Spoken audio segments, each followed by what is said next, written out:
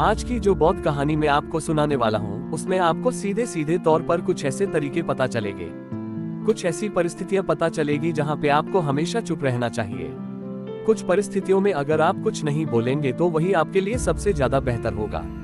इससे पहले कि आप इस कहानी में खो जाए, इस चैनल को सब्सक्राइब जरूर कर लें। तो चलिए कहानी शुरू करते हैं। एक बार की बात है, एक युवा लड़का एक बार एक बौद्ध भिक्षु के पास पहुंचा।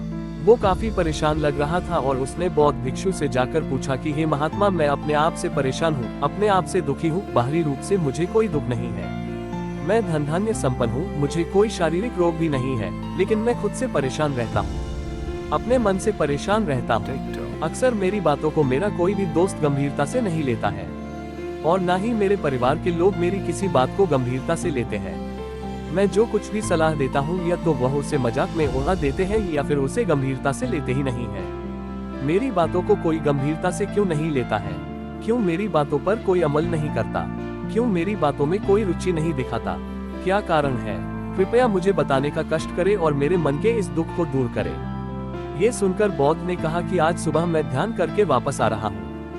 रास्ते में कुछ कौवे कांव कांव कर रहे थे और वहीं पर जब मैं चलता हुआ कुछ दूर आया तो मुझे एक मोर की मधुर आवाज सुनाई दी। ये सुनकर अचानक मेरे मन में ख्याल आया कि कौवे कितना कांव कांव करते हैं, कितना बोलते रहते हैं, लेकिन कोई भी प्राणी कौवे की आवाज को पसंद नहीं करता। मोर हमेशा सही परिस्थिति के हिसाब से बोलता है। जब भी बारिश होने वाली होती है और बादल गरजते हैं और बारिश होने की आशंका होती है, ऐसे में मोर अपनी मधुर आवाज में गाता है, जो सभी को प्रिय होता है, सभी को अच्छा लगता है। ऐसे ही अगर इंसान सही परिस्थिति के हिसाब से सही शब्द बोले, सही वाणी बोले, तो वही वाणी दूसरों के लिए संगीत बन जाती है और दूसरे लोग तुमसे सम्मोहित हो जाते हैं और वहीं पर तुम्हें सब लोग गंभीरता से लेने लगते हैं। और दूसरी तरफ अगर तुम यूं ही बेफिजूल ऐसे ही बोलते रहते हो, बिना किसी बात के बोले चले जाते हो, तो फिर तुम्हें कोई गंभीरता से नहीं लेता। तुम उस कौवे की भांति हो जाते हो जिसकी वाणी कोई पसंद नहीं करता और बाद में तुम्हें दुख होता है कि तुम्हें कोई गंभीरता से क्यों नहीं लेता। इसीलिए अपने शब्दों को बेहद बुद्धिमानी के साथ इस्तेमाल करना सीखो। अगर तुम नहीं सीखोगे तो समाज में तुम्हें कोई सम्मान या कोई गंभीरता से नहीं लेगा। ये सुनकर वो युवा लड़का बोला कि हे महात्मा, मैं जानता हूँ कि मैं ज्यादा बोलने की बीमारी से ग्रस्त हूँ, मुझे इतना नहीं बोलना चाहिए, लेकिन मैं अपने आप पे काबू नहीं रख पाता और न ही मैं इतना बुद्धिमान हूँ कि मैं अपने शब्दों को नाप तोल कर बोल सकूं। मैं तो किसी से बात करते वक्त इतना सोचता भी नहीं कि मुझे अपने शब्द किस तरह इस्तेमाल करने हैं। कृपया करके कुछ ऐसी परिस्थितियां बता दीजिए जहां पर मुझे कम बोलना है या फिर बोलना ही नहीं है, हमेशा चुप रहना है। अगर आप मेरा ऐसे मार्गदर्शन कर सकते हैं तो मेरा जीवन आसान हो जाएगा और मुझे ज्यादा अपनी बुद्धि लगाने की भी जरूरत नहीं पड़ेगी। यह सुनकर बौद्ध भिक्षु ने मुस्कुराते हुए कहा कि बेटा, वैसे तो इंसान को हर परिस्थिति में सोच समझकर ही बोलना चाहिए, लेकिन अगर वो हमेशा होश में नहीं रह पाता है, ध्यान में नहीं रह पाता है, तो मैं तुम्हारे दैनिक जीवन की कुछ ऐसी परिस्थितियां बता रहा हूं जहां पर तुम्हें हमेशा चुप रहना है।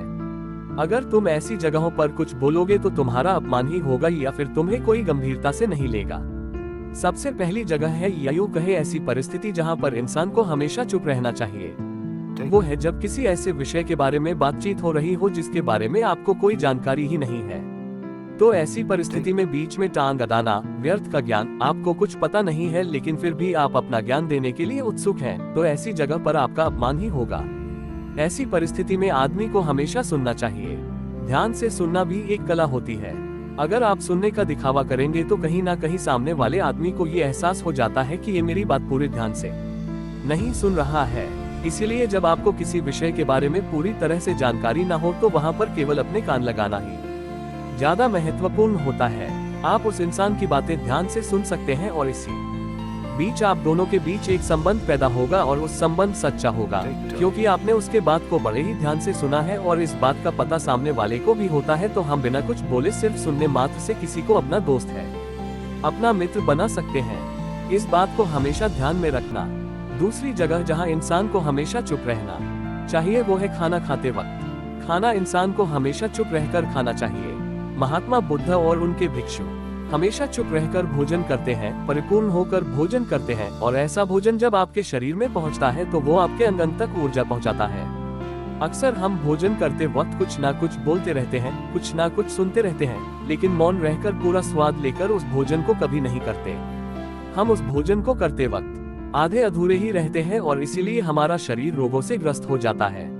जरा आप खुद सोचो, बौद्ध भिक्षु हमेशा शिक्षा लेकर भोजन करता है और एक वक्त भोजन करने के बाद भी वो इतने स्वस्थ रहते हैं, इतने उत्साह, जोश और आनंद से भरे होते थे, और हम तो इतना खाना खाते हैं, इतनी सारी भोजन की सामग्री हमारे लिए उपलब्ध होती है, लेकिन हमारे शरीर में कोई ऊर्जा नहीं होती। इसका सबसे बड़ा कारण होता है कि हम अपना भोजन होश में नहीं करते हैं, परिपूर्ण होकर नहीं करते हैं, मौन रहकर नहीं करते हैं। इसीलिए अपना भोजन हमेशा मौन रहकर ही करो।